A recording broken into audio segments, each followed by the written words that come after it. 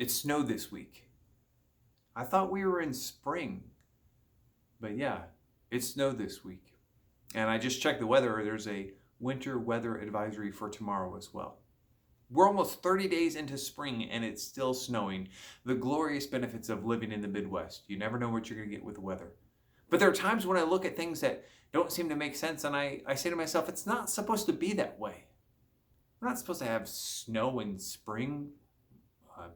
I guess we are, but there are other things that don't make sense. Like I look around in the middle of this COVID-19, and I think our kids should be playing sports. They should be playing soccer, and young people should be getting ready for baseball and track, and it's not happening.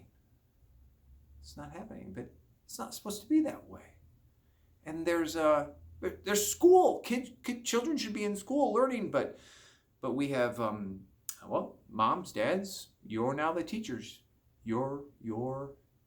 It's up to you. So kids aren't at school. It's not supposed to be that way, but that's the reality of what we're living in right now. There are millions of people right now who are out of work, who don't go to their jobs, not because it's their fault, but because of a virus. It's not supposed to be that way.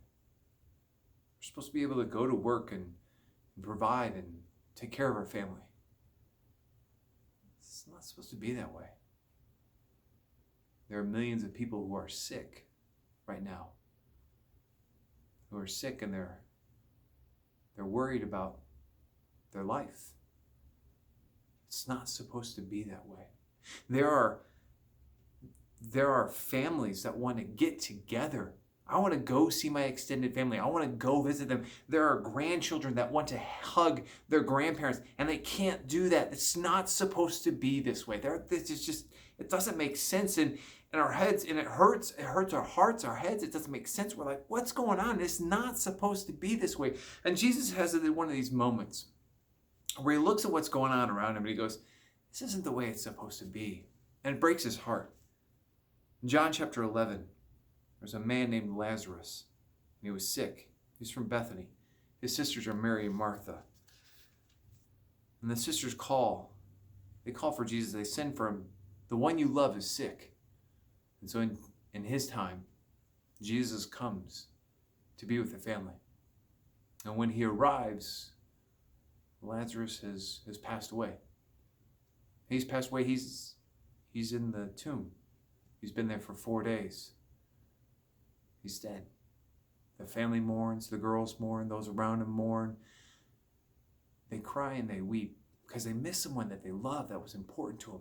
And Jesus shows up on the scene, and it says in John 11:35, two simple words, but it expresses and it shows the heart of our Savior.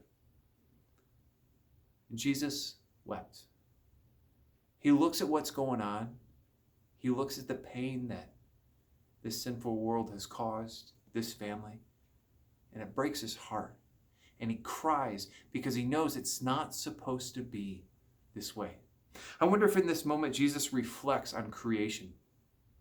If he goes, hey, I was there at the beginning when God created everything. I was there with my dad. And I was there and we worked on it together. And it was good. And Adam and Eve, and they walked in the garden with God. And it was good. And there was no more, there was no death. There was no sin. There was no curse on this world. I remember that. And I know what's going to happen in the end. I know in the end that God will be with his people and he will wipe the tears from their eyes and there will be no more crying or pain or mourning. And the old order of things will pass away. So I know it was good at the beginning and it'll be good at the end, but in the middle right now, it's not supposed to be this way. And it's sin.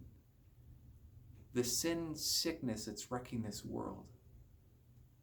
And I love the glimpse of Jesus' heart here as he weeps, as he looks at what's going on in the world and he says, it's not supposed to be that way. And his heart breaks along with us. There's truth, there's good, encouraging truth here in this. Let me read this. When he's talking about Lazarus rising again, he reminds the people there that he is, Jesus' words, I am the resurrection and the life. The one who believes in me will live even though they die. And Martha steps up and she goes, yes, Lord, I believe that you are the Messiah, the Son of God who has come into the world. Her confession of faith. She goes, yes, yes, yes, I get it. You're the hope that we have. You're the reason that we will live again. You are the resurrection and the life. And so, church, I pray that these videos are encouraging to you, because right now that's what I need. I need encouragement. I need someone just to lift me up, to remind me of God's truth, the absolutes, to remind me that Jesus looked at this world. When he was here, he looked at this world and says, it's not supposed to be this way. That sin is cursing and has cursed and wrecked this world. But look forward to the day, through the power of Jesus Christ. Even though we die, we may be born again. I am the resurrection and the life. The one who believes in me will live even though they die. That's the good news. That's the hope. I pray that you're encouraged with that, and that you're reminded that Jesus, he's right there with us. He's right there with us, and he's got us.